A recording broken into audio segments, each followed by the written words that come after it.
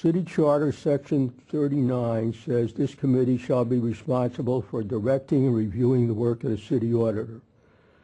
Section 39.2 says the city auditor shall report to and be accountable to the audit committee.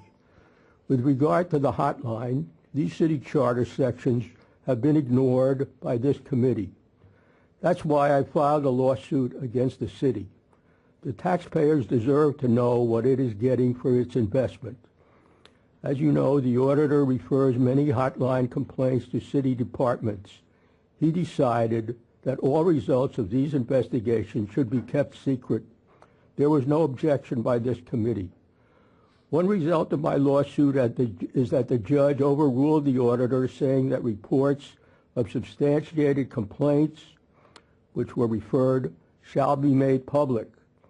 Whereupon the auditor then submitted a sworn declaration to the court saying that the reports, which I asked for, which were labeled substantiated, were really unsubstantiated and did not have to be disclosed.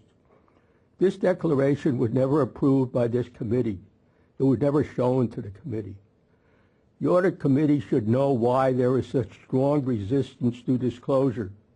Why don't you, under the charter, you have a right to see the investigations, but you don't see them. You should not ask the city attorney for advice on this, as the city attorney is defense counsel for the city officials that are the subjects of the hotline complaints. Point number 2, most of the complaints received by the hotline are deemed, quote, unsubstantiated by the auditor. You never see them. The auditor sends a letter to the whistleblower saying your complaint is unsubstantiated, but he does not say why. This is very, very different from the practice of the Ethics Commission, which also gets complaints from employees and from the public. They send a letter, which is a public document that explains exactly why the complaint is unsubstantiated. I can personally attest to this, as I have received these letters from the Ethics Commission. There is no law preventing the auditor from giving an explanation for his decision to call a complaint unsubstantiated. I request that the auditor follow the same procedure as the Ethics Commission. Point 3, retaliation complaints.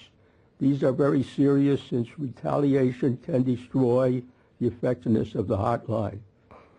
The Municipal Code has a section titled Protection of Employees Against Retaliation.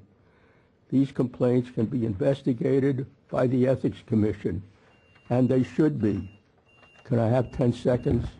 Feel free, Mr. Shapiro. Go ahead and finish up. I ask that all retaliation complaints, past, present, and future, be directed to the Ethics Commission under this municipal code. In fact, the state law says the auditor may refer calls received on the whistleblower hotline to the appropriate government authority, which would be the Ethics Commission. Thank you.